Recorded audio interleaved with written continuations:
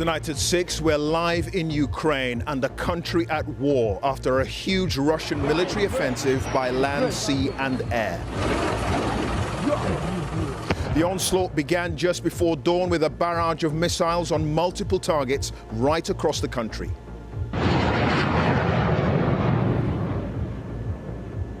Then, with Russian attack helicopters and fighter jets homing in on the Ukrainian army, Vladimir Putin had this warning for anyone trying to stand in his way. Whoever tries to interfere with us or threaten our country should know that Russia's response will be immediate and lead to such consequences that have never been experienced in history. Here in the capital, fearing the worst, some are desperate to leave. Their president calls on the international community to help his country. Putin started a war against Ukraine, against the whole democratic world. He wants to destroy my country. He wants to destroy our country, everything we have built, everything we live for. As the invasion progressed, reports of casualties on both sides. Now NATO is on high alert. So we have increased our presence in the eastern part of the alliance with thousands of more troops, ships and planes over the last weeks. To send a very clear message that an attack on one ally will trigger the response from the whole alliance. This act of wanton and reckless aggression is an attack not just on Ukraine.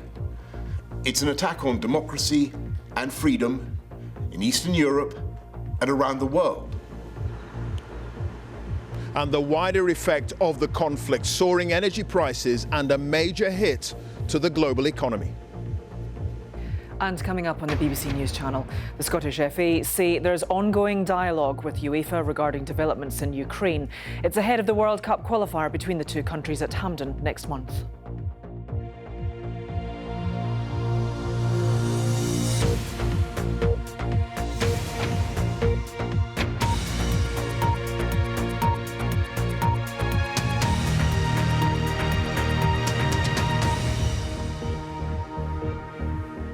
Good evening and welcome to the BBC News at 6 from the Ukrainian capital Kyiv, a country under attack after a huge Russian military offensive by land, sea and air. Fighting is raging in several areas, hours after Moscow's invasion, and many Ukrainians are seeking shelter or trying to leave the major cities.